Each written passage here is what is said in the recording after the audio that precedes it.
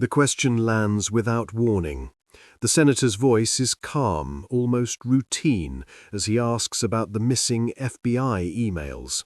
There is no accusation in his tone, no raised volume, just a direct line of inquiry placed neatly into the record. The camera is already fixed on Patel. He looks forward, hands resting near a stack of papers he had been reviewing moments earlier. For a brief second, it seems like he is preparing to respond. Then nothing happens. The room does not react immediately. A few heads remain tilted toward the dais, waiting for the expected reply. Someone shifts in their chair. A page that had been turning stops halfway through the motion.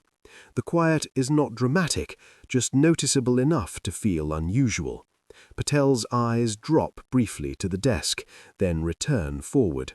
His mouth opens slightly, as if beginning a sentence, but no words follow. 5 seconds pass, then 10. The senator does not interrupt the silence. He watches patiently, hands folded, allowing the absence of sound to settle into the room.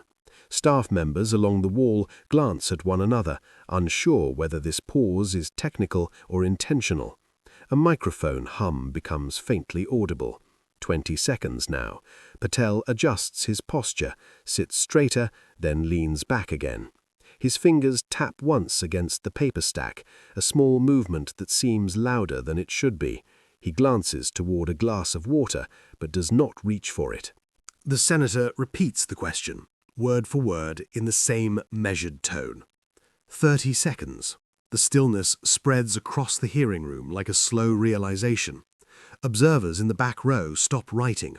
A pen rests motionless above a legal pad. Patel blinks twice, exhales, and looks directly ahead without speaking. 40 seconds. The weight of the unanswered question becomes its own presence.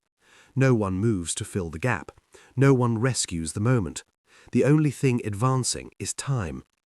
At 41 seconds, the silence no longer feels accidental. It feels deliberate, heavy, and impossible to ignore. The hearing has not stopped, yet nothing is happening. Everyone in the room understands they are witnessing something they cannot yet explain. The question remains in the air, unanswered, waiting, and suddenly important. Before the hearing, the emails were described in simple administrative terms, almost easy to overlook. They were part of an internal FBI communication chain referenced during earlier reviews. Messages exchanged during a period when key decisions were being made. Investigators expected them to exist because other records pointed back to them repeatedly. Dates matched, names aligned, mentions of attachments appeared in surrounding correspondence. The absence was not discovered because someone went looking for drama. It was noticed because the record itself seemed to be pointing towards something that was no longer there. These were not personal messages or casual exchanges.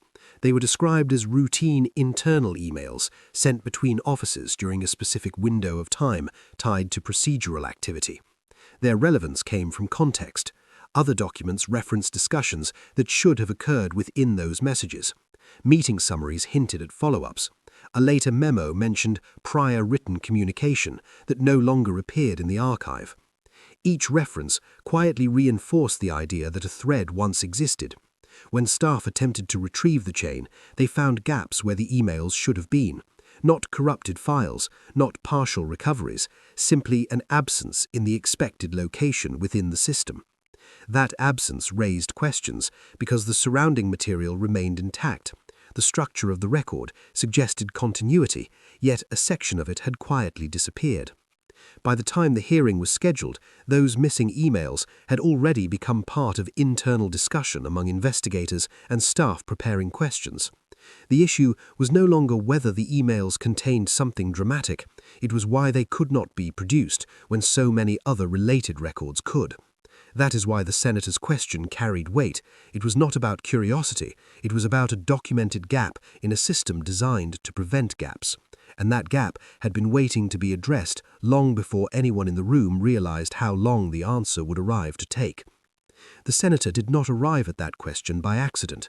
In the hours before the hearing, staff had organized binders, flagged pages, and arranged a sequence of references that would allow the line of inquiry to unfold without improvisation. The wording had been refined in advance, not for drama, but for precision. Every term in the question corresponded to something already documented elsewhere in the record. The goal was not to surprise, it was to confirm. On the desk in front of the senator sat a thin stack of papers marked with tabs along the edge. One page referenced the date range during which the emails should have been sent. Another summarized prior testimony where related communications had been acknowledged. A third page contained a short note prepared by staff, outlining the gap investigators had encountered when attempting retrieval. The question itself was written in the margin beside those references, rehearsed silently more than once before the hearing began. When the moment came, the senator did not look down to read. He asked from memory, confident in the sequence he had already internalized. His tone carried no edge because none was needed. The structure of the record did the work for him. The calm delivery signaled that this was simply the next logical step in a chain of documented facts. From the outside, it sounded like a routine procedural inquiry. Inside, the preparation behind it, the question represented the exact point where the paper trails stopped making sense. The senator knew precisely where that break occurred, and he guided the hearing directly to it without detour. That is why he did not rush to fill the silence when Patel failed to answer. He understood the significance of what had just been asked. The question had been placed carefully, like a marker on a map, and now the room was waiting to see whether the path forward would be acknowledged or avoided. The pause stretches in a way that feels longer than it should. Nothing new is said, yet the atmosphere in the room begins to change. Patel shifts slightly in his seat, adjusting his jacket at the shoulders, as if trying to settle into a more comfortable position. His eyes move briefly across the desk, then toward the senator, then back again. Each movement is small, controlled, but noticeable precisely because no words accompany them. The senator remains still. He does not rephrase the question. He does not add context. He simply waits. The restraint is deliberate. By not speaking, he leaves the responsibility for the moment entirely on Patel. The microphone in front of them picks up the faint sound of fabric moving as Patel repositions his hands on the table. A glass of water sits within reach, untouched. Staff members along the wall begin to exchange quiet glances. One leans slightly to another, then straightens again without saying anything. A legal pad on the witness table remains open, a pen resting across the top where writing had stopped. The stillness spreads outward from the center of the exchange, settling over the room in a way that feels procedural rather than dramatic. Patel inhales slowly, as if preparing to speak, then exhales without forming a sentence. His fingers tap once against the paper stack, then go still. The senator watches, expression unchanged, allowing the silence to continue doing what words would interrupt. Nothing about the scene is loud or confrontational. The escalation comes only from the passage of time and the growing awareness that the question has not been answered. The longer the pause continues, the more the absence of a response begins to define the moment. What began as a simple inquiry now feels heavier, not because of new information, but because of the space where an answer should be. In hearings like this, silence is rarely neutral. When a direct question is placed into the record and met without an immediate reply, the pause itself begins to carry meaning.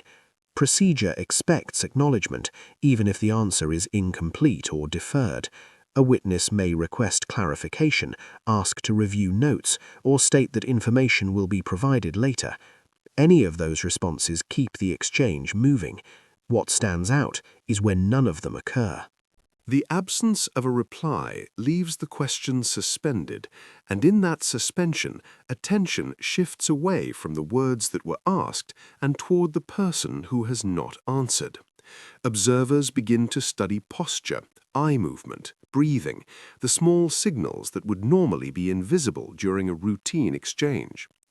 The focus narrows because the process has momentarily stalled. Experienced senators understand this dynamic. Allowing silence to continue is often more revealing than pressing harder. It creates a space where the witness must decide how to re-enter the conversation. That decision and the time it takes to make it becomes part of the record just as much as any spoken statement. In this moment, the lack of response is not treated as a technical delay. No one moves to adjust microphones or clarify the question. The room recognizes that the pause is intentional or at least meaningful. The senator's stillness reinforces that understanding. He is not waiting for help from staff or guidance from counsel. He is waiting for Patel. As the seconds pass, the silence begins to function like an answer of its own. It suggests caution, calculation, or uncertainty, but leaves the exact reason undefined. That ambiguity is what gives the moment its weight. The question remains simple, yet the delay in responding to it makes the issue feel more significant than any immediate reply could have. Long before the hearing, investigators had pieced together a rough outline of what the missing emails were expected to contain. References in surrounding records suggested they documented routine coordination between offices during a period when procedural decisions were being discussed. Other communications pointed back to them indirectly, mentioning follow-ups, acknowledgements, and attachments that should have existed within that chain. The emails themselves were never described as dramatic. Their importance came from how often they were cited elsewhere. Meeting summaries from the same time frame noted that written communication had already circulated on specific topics. Later memos referred to earlier exchanges as if they were part of a shared understanding among staff. Those references created a shadow where the emails should have been. Even without seeing the messages, investigators could infer the subjects they likely addressed because the rest of the record kept pointing toward them. The expectation was not that the emails would reveal a single explosive detail, it was that they would complete a sequence. They would show who was informed, who responded, and how certain decisions moved from discussion to action. They would confirm the continuity that the surrounding documents implied. Without them, the timeline felt incomplete, like a chapter missing from the middle of a report. That is why their absence drew attention. The system designed to preserve communication had preserved everything around them. The only missing piece was the thread itself. Investigators believed that restoring it would clarify the flow of information during that period, not introduce something entirely new. As the hearing unfolded, the weight of that expectation returned to the room. The silence after the senator's question made those unseen emails feel more present than if they had been displayed on a screen. Their absence became a focal point, shaping the exchange, even though no one could see what they contained. When Patel finally begins to speak, the change is subtle. His voice is steady, measured, and carefully paced. He does not address the question directly at first. Instead, he starts by referencing general procedures, describing how records are maintained, how retrieval requests are processed, and how systems sometimes require coordination across departments. The explanation sounds reasonable on its own, but it circles the issue rather than stepping into it. He avoids repeating the phrase the senator used. He does not say missing emails. He speaks instead about archival practices and the complexity of managing large volumes of correspondence over time. The wording is precise, almost technical, as if constructing a framework around the topic without touching the center of it. The senator listens without interruption. Patel continues, outlining possibilities in abstract terms. He mentions that locating specific records can involve multiple steps, and that he would need to review the matter further before providing a definitive response. The answer stretches outwards, expanding in detail while moving sideways away from the original point. What stands out is not what he says, but what remains unaddressed. The direct question still hangs in the air, untouched by the explanation being offered. His phrasing creates distance between himself and the gap in the record, placing the issue into a broader discussion of systems and processes rather than acknowledging the specific absence being asked about. By the time he finishes speaking, the room has heard several sentences but received no clear acknowledgement of the missing emails themselves. The response feels complete in structure, yet incomplete in substance.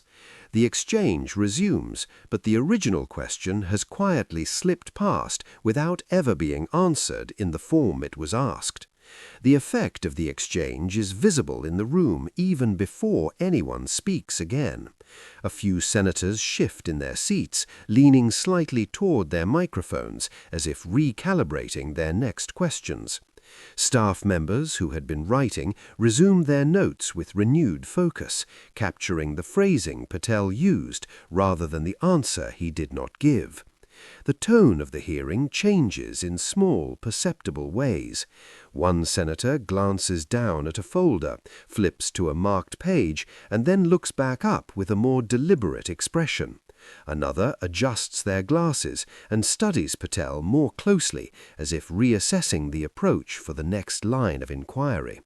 The rhythm that had defined the earlier part of the hearing, question, response, follow-up, no longer feels automatic. Each pause now carries more weight. Observers in the back rows remain still, but their attention has sharpened. The quiet exchange has altered the room's focus. Instead of listening for information, many are now watching for signals, tone, wording, hesitation. The unanswered portion of the exchange lingers beneath the surface of every subsequent question. Even the pacing of the conversation shifts. Questions become more precise, sentences grow shorter. The atmosphere feels less procedural and more attentive, as if everyone present recognizes that something significant occurred without being fully articulated. The hearing continues, but the earlier exchange remains unresolved.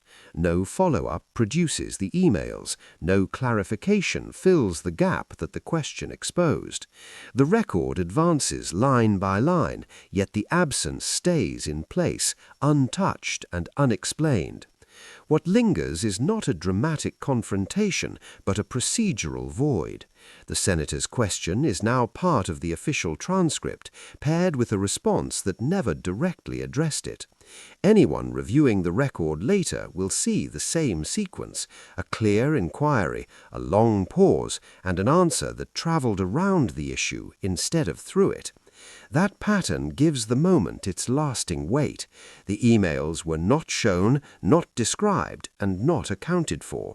They remain part of the story only through the space where they should have appeared. The silence, the careful language, and the shift in the room's attention all point back to something that is still missing. As the session continues, new topics replace the old ones, but the earlier question does not fade. It sits quietly in the background of the proceedings, unresolved and intact. Nothing in the hearing corrects it or closes it. The absence becomes part of the official narrative simply because it was never resolved.